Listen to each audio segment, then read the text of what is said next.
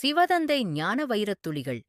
இனிமையான குழந்தைகளே, இது ருத்ர ஞான யஜ்ஞமாகும். வேள்வி. இதை சுயம் பகவான் படைத்திருக்கிறார். இதில் நீங்கள் உங்களுடைய அனைத்தையும் சுவாகா செய்யுங்கள். இப்போது வீட்டிற்குச் செல்ல வேண்டும். சுயராஜ்யம் அடைவதற்கான ராஜஸ்வ அஸ்வமேத யஜ்ஞமாகும். விஸ்வ வித்யாலயம். இந்த ஈஸ்வரிய வித்யாலயத்தின் கிளைகள் இருக்கின்றன. பாபா பெரியதிலும் பெரிய பல்கலைக்கழகத்தை திறந்திருக்கிறார். ராஜஸ்வ என்றால் சுயராஜ்யத்திற்காக என்பதாகும். ஆத்மா சுவாகா ஆக முடியாது. நீங்கள் நாடகத்தின் கட்டுப்பாட்டில் நடந்து கொண்டிருக்கிறீர்கள். யார் நாடகத்தின்படி கல்பத்திற்கு முன் ஆகியிருந்தார்களோ அவர்கள்தான் ஆவார்கள். பாபா வீட்டிற்கு அழைத்துச் செல்லத்தான் வருகின்றார். நம்முடைய அளவற்ற சுகத்தின் நாட்கள் வரப்போகிறது. ஈஸ்வரிய குடும்பத்தில் இருக்கின்றோம். தெய்வீக குடும்பத்திற்கு செல்வோம். கொஞ்ச சமயம் இருக்கிறது. கடைசியில் இந்த சந்நியாசிகள் போன்றவர்கள் கூட வந்து புரிந்து கொள்வார்கள். நினைவில் இருப்பதின் மூலம் அபலைகள், ஊனமுற்றோர் கூட பாபாவிடமிருந்து ஆஸ்தியை அடைந்து விடுகிறார்கள். தூய்மையற்ற உலகத்தின் வினாசம் முன்னால் நிற்பதை நீங்கள் பார்க்கின்றீர்கள். ஏன் பாபா வினுடையவர்களாக ஆகி சுவாகா ஆகிவிடக்கூடாது? எப்படிப்பட்ட கர்மத்தை நாம் செய்கிறோமோ நம்மை பார்த்து மற்றவர்கள் செய்வார்கள். சுவாகா ஆவதில் ஏதாவது கஷ்டம் இருக்கிறதா என்ன? இந்த யஜ்ஞத்தின் மகிமை மிகப்பெரியதாகும்.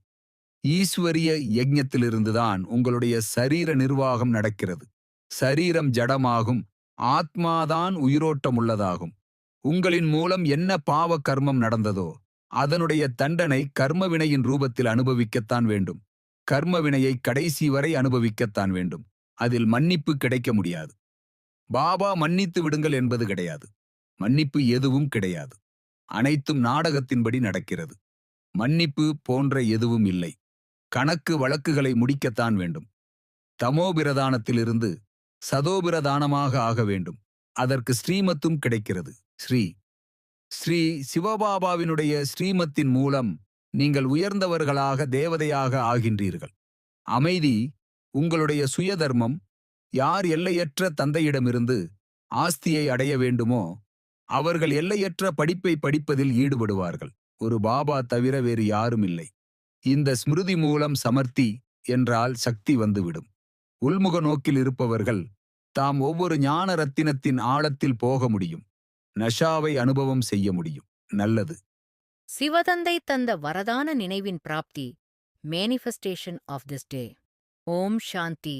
இனிமையிலும் இனிமையான எல்லையற்ற அன்பு தந்தை சிவபாபா நினைவில் ஆத்மா புருஷார்த்தம் செய்கிறேன். சங்கமயுக மங்கள வேளையில் இறை தந்தை நினைவில் தந்தையுடன் தொடர்பு கொண்டிருக்கிறேன். பதீத பாவானர் பகவான் முழு உலகத்தையும் தூய்மையாக்கி எல்லையற்ற கல்பங்களின் சுழற்சியில் மீண்டும் ஆதி தர்மத்தை ஸ்தாபனை செய்ய பாவனாத்மாக்களின் பரிவர்த்தைக்கான ருத்ர ஞான யஜ்ஞம் படைத்து தானும் சிருஷ்டிக்குள் ஞானக் கடலாக வந்திருந்து கீதையின் கல்வியை தருகின்றீர்கள். தந்தையை அறிந்து எனது முதன்மையான பொறுப்பும் கடமையும் எனது என்றுணர்ந்து கொண்டிருக்கும் அனைத்தையும் ஞான யஜ்ஞ வேள்வியில் ஸ்வஹா செய்வது தந்தையை என்னுடையவராக்கி பலியாகி விடுவது. தந்தையின் கட்டளையை நிறைவேற்றுகிறேன்.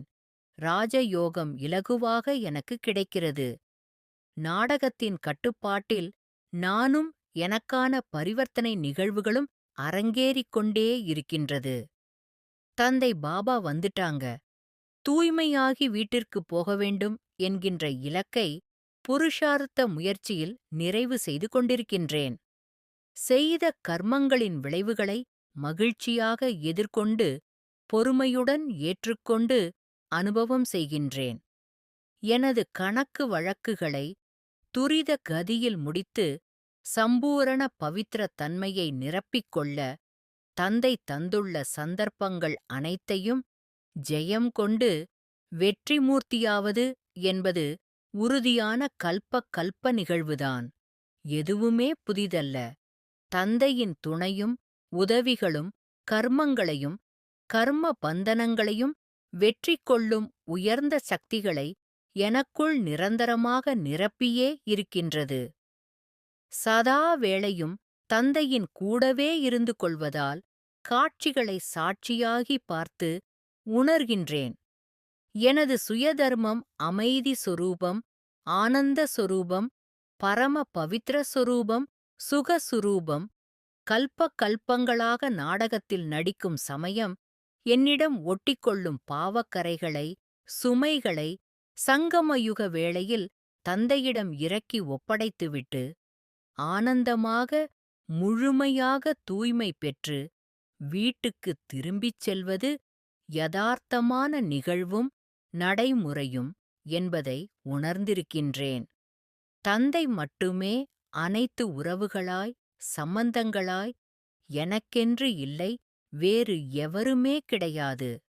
செய்பவர், செய்விப்பவர் தந்த ஞானமும், பயிற்சியும், முயற்சியும், வெற்றிகளும் இதுவே. இதுவே எனது சம்பூர்ண வெற்றி. மாஸ்டர் அன்புக் கடலான ஆத்மா என்னுடனேயே துணைவராக இருக்கும். சர்வ சக்திவான் பரமபிதா பரமாத்மா தந்தைக்கு இனிமை நிறைந்த அன்புடன் நன்றிகள். நல்லது. மன்மனாபவ. தன்னை ஆத்மா என உணர்ந்து ஆத்மாவின் தந்தையான பரமாத்மாவை அன்போடு நினைவு செய்தால் ஆத்மாவில் இருக்கும் 63 ஜென்மங்களின் பாவ கர்மங்கள் அழிந்து போகின்றன. ஓம் சாந்தி.